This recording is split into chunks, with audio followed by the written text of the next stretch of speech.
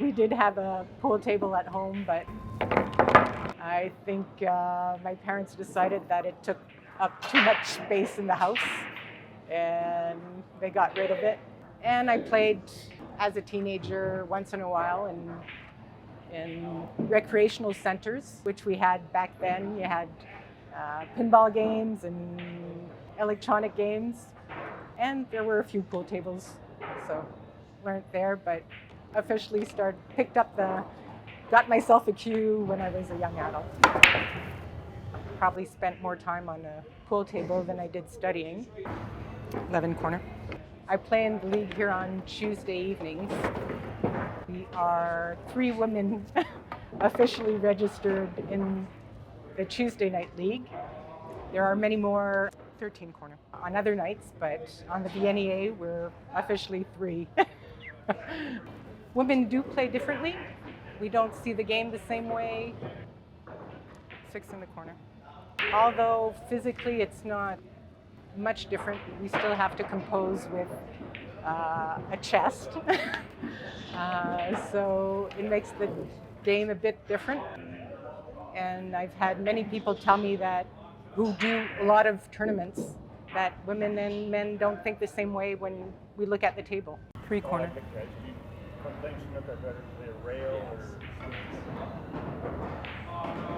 Personally, I play with, okay, can I make this shot? It's maybe not the easiest shot or the closest ball to the pocket, but I can sometimes try crazy things when I know there's a better chance that I can make it. So I'm not always, or most of the time, I'm not competing against my opponent. I'm competing against myself all the time. So how can I place myself, or how can I better position myself? 5 corner to try and win the game. And I think throughout the years I've been doing okay. I can have great matches. Whoa, whoa, whoa. But I can have terrible ones as well. 1 corner. I compete more against myself than I do against my opponent. But when you're playing against people you know all the time, there's that, oh, well, it's more of a game than, a challenge. So playing in a tournament, it gives you just that little extra touch where you have to bring up your game just a little bit more and be a little bit more competitive. 2 side. Concentrate more on what's going on the table than what's going on around you. For a long time, I think playing pool was associated with, oh, you're around a table drinking and 3 corner. Until, I guess, 20 years ago, people were still smoking in pool halls. Well, you don't see that anymore. And I find it unfortunate. In Quebec, a lot of bars nowadays are putting lottery machines in their bars. So children can technically not go into those bars and play. So for a game that can be so interesting and challenging, and 14 side, there's going to be a whole generation that won't know the pleasures of playing pool until they hit their adult life.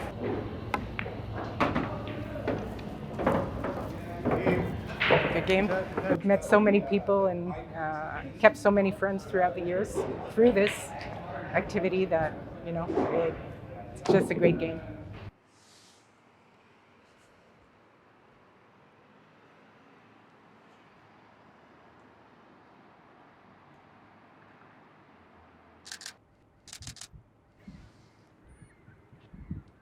There's so much great texture on these buildings. It's quite incredible. There's so much to learn in photography, just the lighting aspect. If it's too dark, you can't get any reflection, or you can't get particular traits. And every time you take a picture, it's a moment in time that, won't happen again. Because we're taking the building, but the clouds in the back are the clouds that are there precisely at this time, on this day of this year, and we'll never see that again.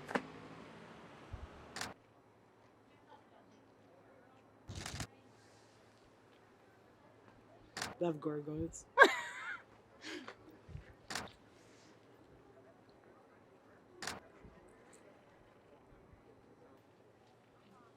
All the craftsmanship that goes into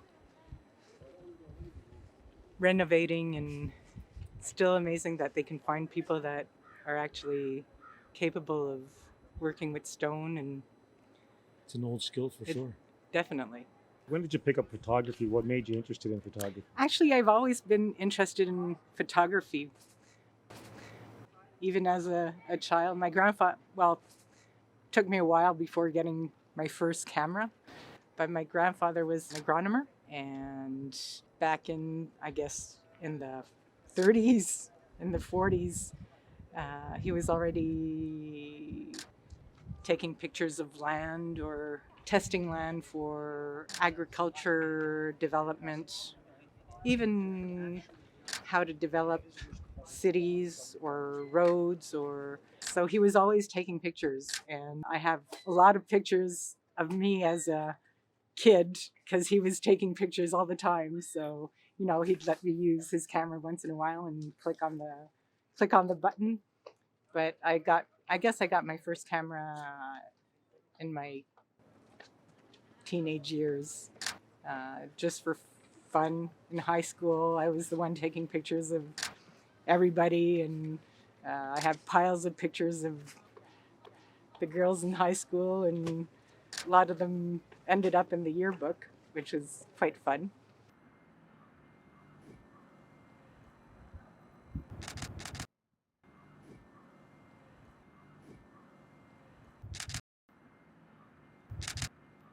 You had a nice shot of me.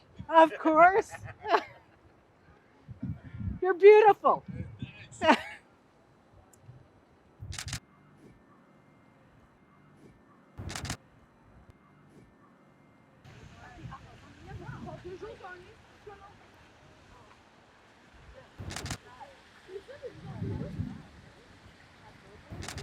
So what they'll tell you is that every democracy needs its gate where people are allowed to protest against the governments inside, and that this is more than just a gate on Wellington Street, but a symbol of democracy.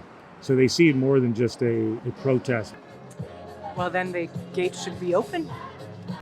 But actually, since we made a turn to communist revolution and we put ourselves forward boldly as communists, we've been having people come in by droves. Like, we've doubled in size since like this time last year, basically, right? This time last year. I want to say around like 400. Yeah, 350, right? Now we're over 700 members, right? And united in struggle, that's what's going to make things clear to everybody, right? We come armed with very good ideas, very good understanding, a good way of understanding the world, methods, and all of that. But of course, like history is written by us, right? We have to follow these things through. We have to push forward at every single point if we want to know what's going to become of what we're doing, right? So no, like we obviously follow and study these ideas and put them forward proudly, and we want to understand them deeply. But it's like what was it that Marx said? Separate from practice is pure scholasticism, right? Basically, how many angels can dance on the head of a pin, right? That's not what we're into. We want to make the world shake, right? Great. Yeah. Okay. Thanks. It's a very unique place, though, this little Parliament building. It is. It is. And actually, it was much more pleasant walking and talking with the guys from the convoy than when they were here during COVID and taking people hostage. And I think they just want to put their ideas out and have people listen. They're not trying to impose themselves as they were last year or the year before. What are your thoughts on the unity of Canada and Canadians in terms of just everybody feeling part of it? Oh my. Jump, jump, jump! Fantasy Canada says Happy Canada Day! Jeez. As a francophone, we've always been regarded as they're different.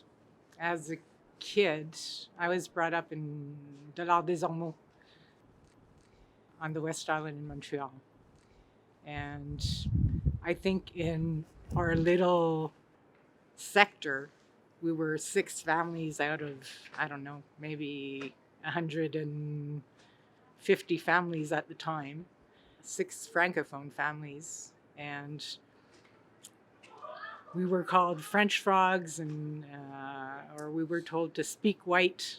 I think there was always a division in Canada, or at least in Quebec, for a long time between francophones and anglophones.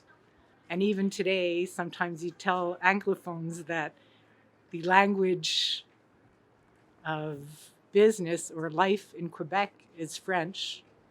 And they say, no, it's a bilingual province. Well, no, it's supposed to be a francophone province. And the needs in the eastern part of the country aren't the same needs as the middle part of the country and as in the west. It is a huge territory to manage, and needs aren't the same. Did you ever feel that the country was actually more unified than it was today, or has it always been an issue? I think it's always been an issue. Why does it seem like it's such a bigger issue nowadays?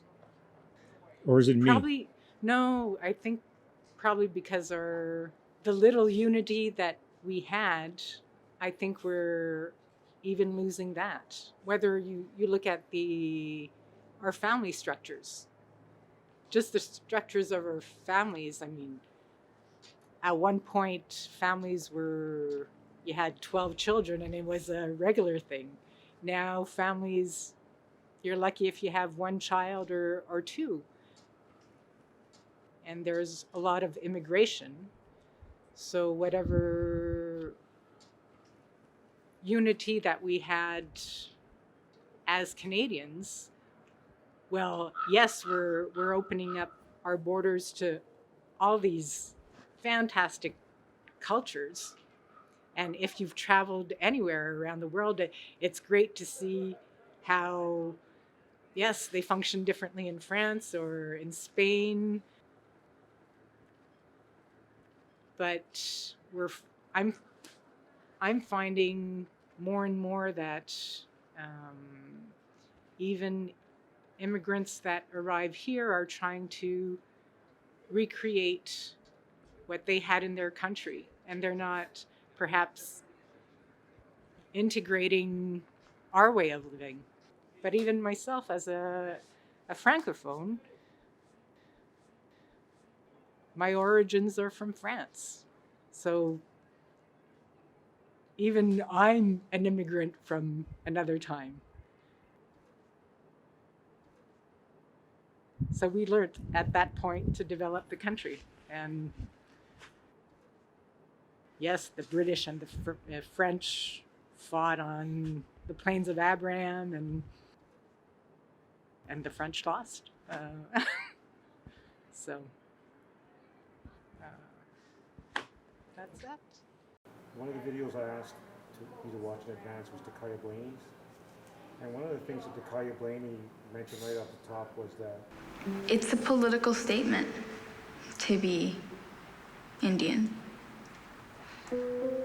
Seeing as the government spent so many years trying to remove the Indian from the child, trying to silence us, trying to kill us. The residential school did not happen within my generation, but people within my generation still experience the effects of how it damaged their communities. People think that these residential schools happened hundreds of years ago, and that genocide, it exists within a moment in time, and that moment in time was long ago, but the fact is, it's evident, it's fluid, it moves through the generations. And I thought about that the similarities between somebody who is from Quebec and perhaps would find themselves in a place like maybe even Alberta. I think Quebecers and First Nations people know what it means to be attached to a political statement. And I was just wondering what your thoughts were on that.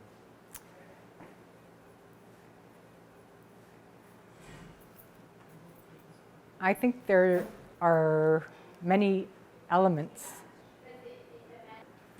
that are similar for Indigenous or Aboriginal and the Francophones in Quebec. We're both trying to keep our culture alive, either through language, through art, through education, and the combat in this great big country for minorities is quite difficult. Personally, maybe in the last 5 years or so, we've talked about a lot of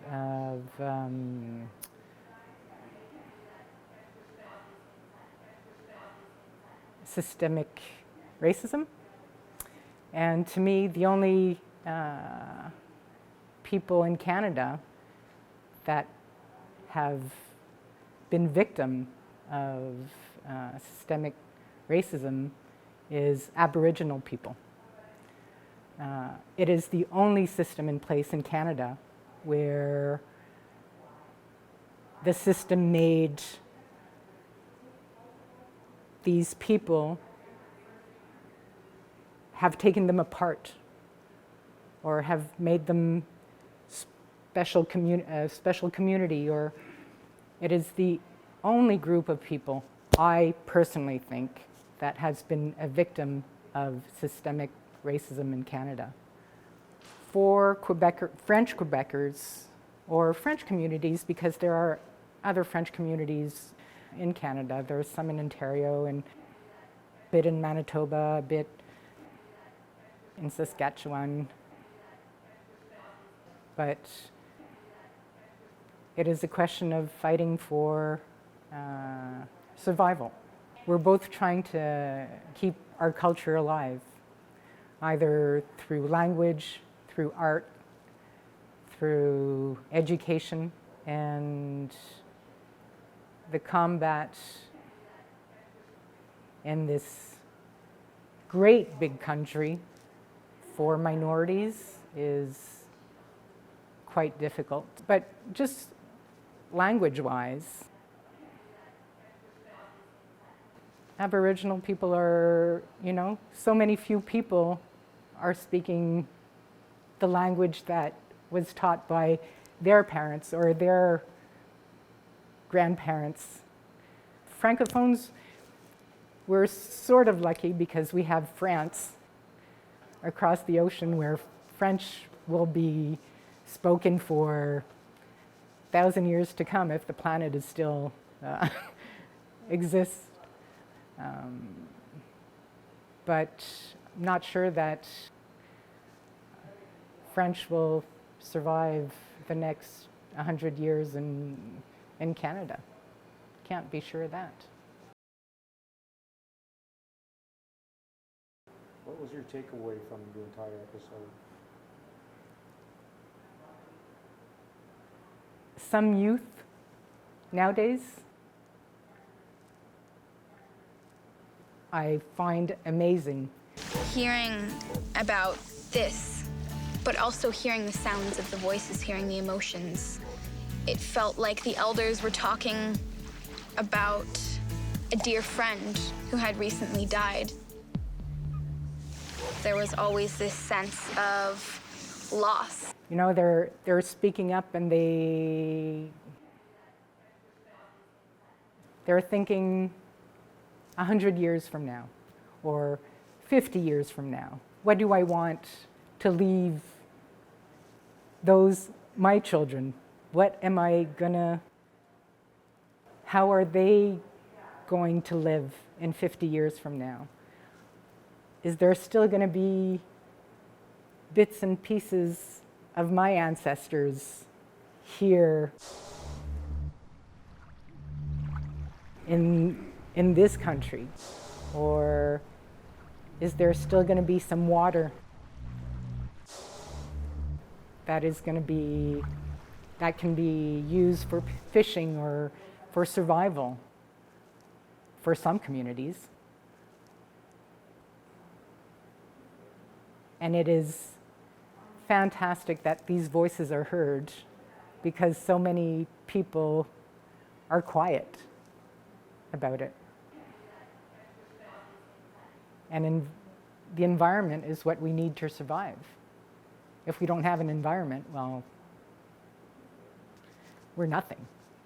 And why try going to Mars when we can't even take care of this planet, right? St. Mary's Residential School closed in 1985. It was the last to operate in British Columbia. Could you talk perhaps about the prospect of your baby being taken away from you at a young age, much like a lot of the residential school kids, and how Dale Blaney, Takai's father, was talking about how that impacted him? I can't even imagine this happening. And this is what I was saying about systemic racism.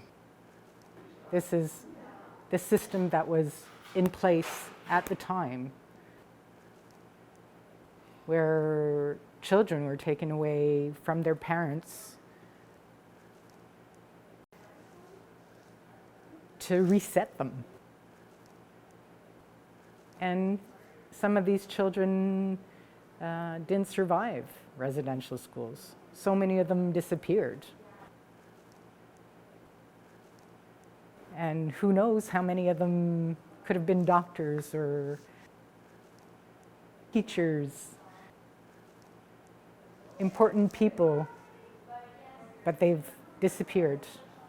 And I can see how these situations can cause trauma for generations of people.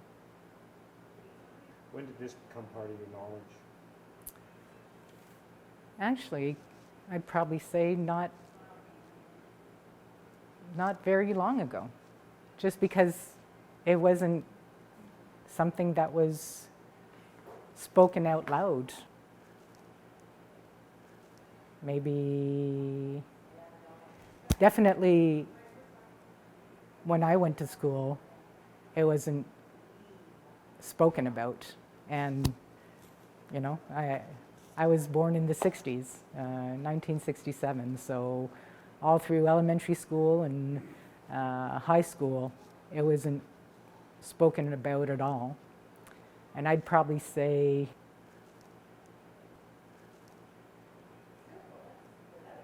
probably not until my late 30s or early 40s that, you know, you'd start hearing things. Women out west disappearing. In 2004, Amnesty International released a scathing report entitled "No More Stolen Sisters." We reviewed the evidence, and what we came up with was, I think, a conclusive picture that Canada as a society was failing Indigenous families, Indigenous communities, and the missing and murdered women. That there was not enough being done to address all of the factors, the racism, the legacy of colonialism, the marginalization, the impoverishment that were putting them in harm's way. Not enough was being done to recognize the violent, racist, misogynist stereotypes and views that were fueling the violence, and not enough was being done to ensure that police were properly investigating each and every report of a missing woman or a suspicious death. And I think that's something that brought on these stories. You know, yes, today you have all these Aboriginal women disappearing. But before that, this is what happened. Because it wasn't, unless you're looking for specific information on a subject or doing research on the subject, I don't think as a Canadian you're ever exposed to the truth of what happened. What are the stereotypes that Indigenous people have that you know of?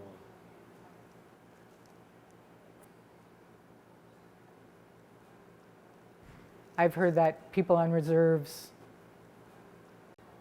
might not be very hard workers. There's a singer in Quebec that has a song, 100,000 Ways to Kill a Man. And this song says basically that if you give somebody money that without expecting anything in return, well, this is, a good way to kill him, because the person won't do anything. And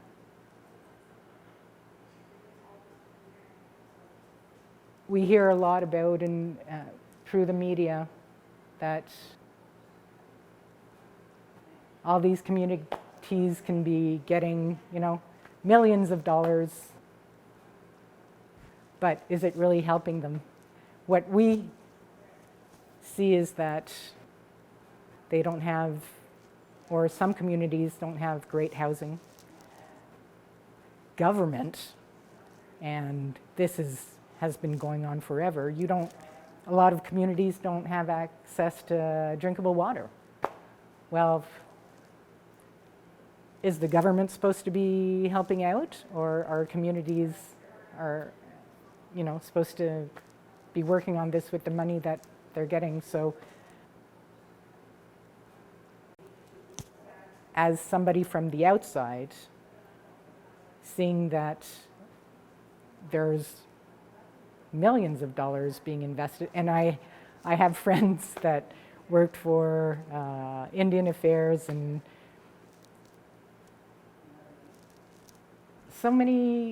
I think there's so many people working on different elements to try to help, but I'm not sure that Aboriginal people have a voice in all these decisions that are taken from government. Is this money really helping to build a community, or is it helping education, or where is this money going? Is it, I think we as people from the outside don't know what's happening with all this money that's being invested.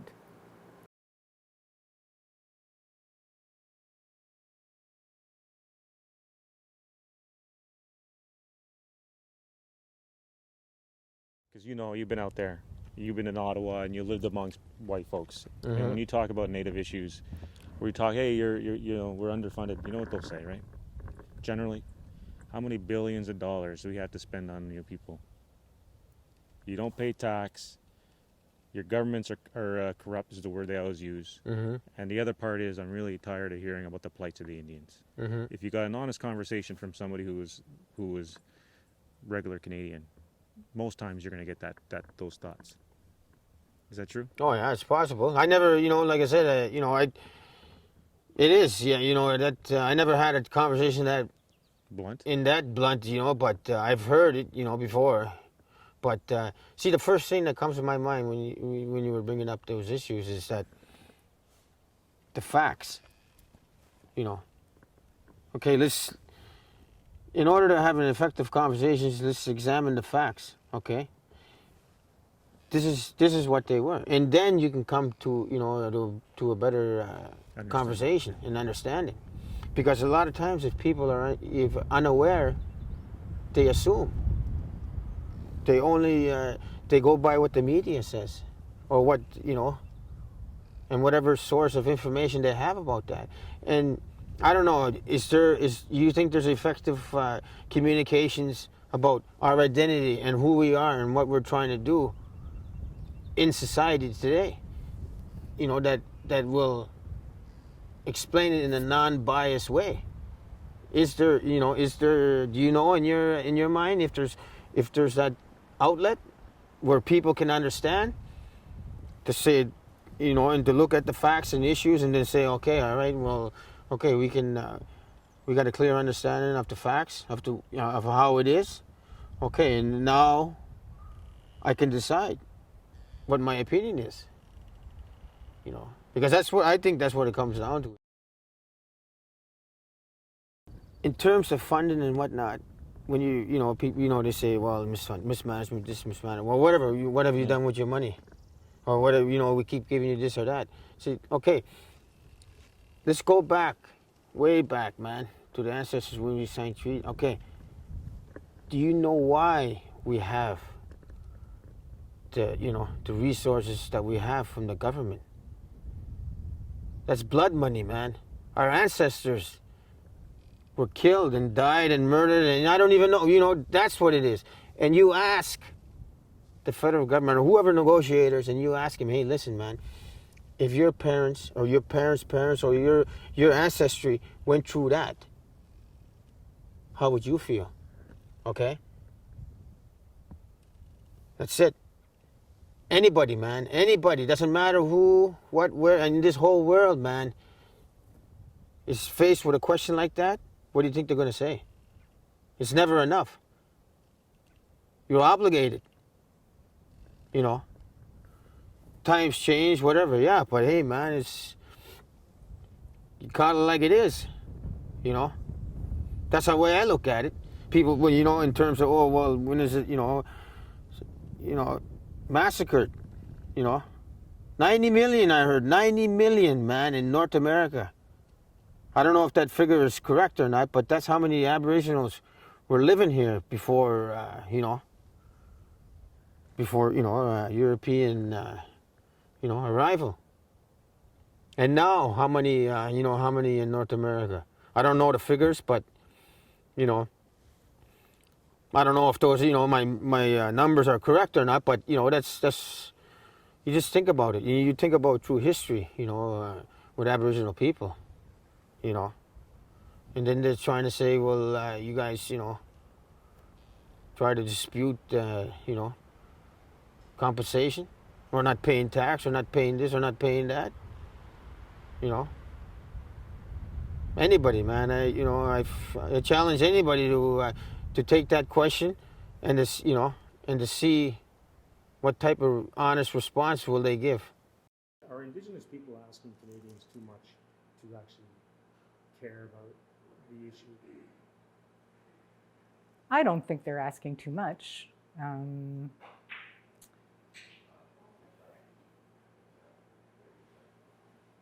I think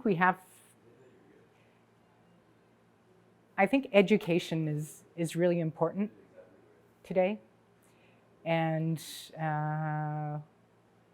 we're seeing in my personal circle of either people I know or friends,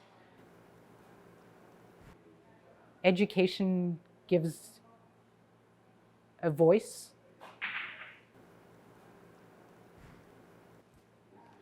Somebody I would definitely call her a friend, finish a doctorate in Indigenous languages at Carleton U. Well, that gave her a voice. Whether it's at Carleton or throughout the country, going around and being heard, establishing that contact through different either annual meetings or when you have to defend your thesis, that gives you a voice. University of Ottawa has actually more and more universities are having or have instilled programs for Indigenous people. Medical schools are starting to have programs for Indigenous health. So education has a lot to do today to be able to communicate with the world. If you have a voice, you'll be heard. If I can connect it to our walking around Parliament last weekend, well, the groups that were there had a voice. You know, some of them had this little table outside, or others had groups of people out there. But if you have a voice, there's somebody that's going to listen. What I find today is that there are so many little groups that are speaking out loud that the voice of Indigenous people is getting lost, maybe in the whole picture. So it is no longer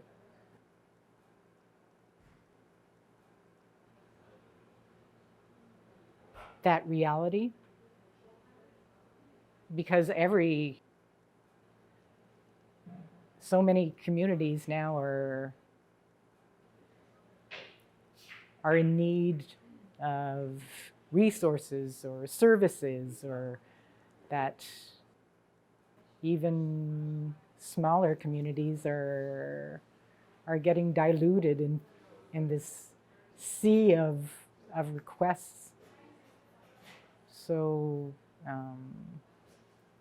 whether it's Indigenous people or Francophones,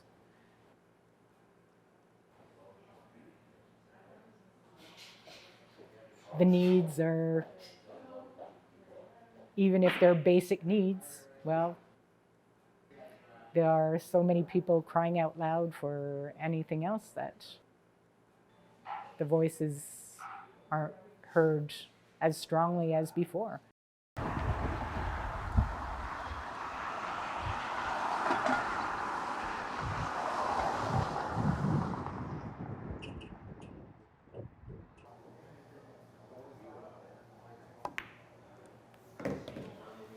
Kiss it, kiss it. Just enough, just enough.